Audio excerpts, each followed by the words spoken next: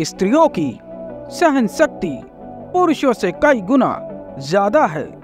पुरुष की सहन शक्ति ना के बराबर है, लेकिन पुरुष एक ही शक्ति का हिसाब लगाता रहता है, वह है मसल्स की।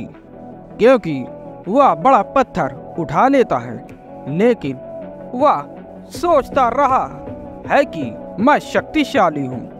लेकिन बड़ा पत्थर अकेला आयाम अगर शक्ति का होता तो ठीक है। सहनशीलता भी बड़ी शक्ति है। जीवन के दुखों को झेल जाना। स्त्रियां देर तक जवान रहती है अगर उन्हें 10-15 बच्चे पैदा ना करना पड़े, तो पुरुष जल्दी बूढ़े हो जाते हैं। स्त्रियां देर तक युवा और ताजा रहती है। लड़कियां पहले बोलना शुरू करती है। बुद्धिमत्ता लड़कियों में पहले प्रकट होती है। लड़कियां ज्यादा तेज होती है। विश्वविद्यालयों में भी प्रतिस्पर्धा में लड़कियां आगे होती हैं। जो भी स्त्री आक्रामक होती है वह आकर्षक नहीं होती है। अगर कोई स्त्री तुम्हारे पीछे पड़ जाए और प्रेम का निवेदन करने लगे तो तुम घबरा जाओगे, तुम भागोगे, क्योंकि वह स्त्री पुरुष जैसा व्यवहार कर रही है, स्त्रीण नहीं है। स्त्री का स्त्रीण होना उसका माधुर्य इसी में है कि वह सिर्फ प्रतीक्षा करती है।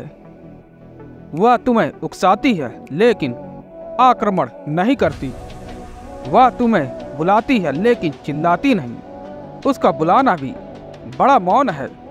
वह तुम्हें सब तरफ से घेर लेती है लेकिन तुम्हें पता भी नहीं चलता। उसकी जंजीरें बहुत सूक्ष्म हैं, वे दिखाई भी नहीं पड़ती। वह बड़े पतले धागों से, सूक्ष्म धागों से तुम्हें सब तरफ से बांध लेती है, लेकिन उसका बंधन कहीं दिखाई भी नहीं पड़ता। स्त्री अपने को नीचे रखती है। लोग गलत सोचते हैं कि पुरुषों ने स्त्रियों को दासी बना लिया है। नहीं, स्त्री दासी बनने की कला है, मगर तुम्हें पता नहीं उसकी कला बड़ी महत्वपूर्ण है और लात से उसी कला का उद्घाटन कर रहा है। कोई पुरुष किसी स्त्री को दासी नहीं बनाता। दुनिया के किसी भी कोने में जब भी कोई स्त्री किसी पुरुष के प्रेम में पड़ती है, तत्क्षण अपने को दासी बना लेती है, क्योंकि दासी होना ही गहरी मालकियत है। वह जीवन का राज समझती है। स्त्री अपने को नीचे रखती है, चरणों में रखती है। और तुमने देखा है कि जब भी कोई स्त्री अपने को तुम्हारे चरणों में रख देती है, तब अचानक तुम्हारे सिर का ताज की तरह, तब अचानक तुम्हारे सिर पर ताज की तरह बैठ जाती है। रखती चरणों में है, पहुंच जाती है बहुत गहरे, बहुत ऊपर। तुम 24 घंटे उसी का चिंतन करने लगते हो। छोड़ देती है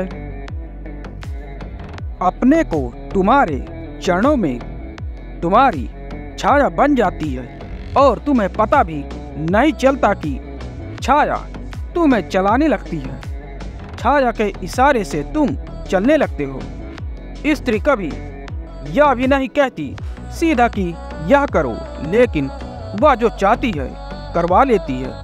वह कभी नहीं कहती कि यह ऐसा ही हो, लेकिन वह जैसा चाहती है वैसा करवा लेती है। लात्सो यह कह रहा है कि उसकी शक्ति बड़ी है, और उसकी शक्ति क्या है? क्योंकि वह दासी है। शक्ति उसकी यह है कि वह छाया हो गई है।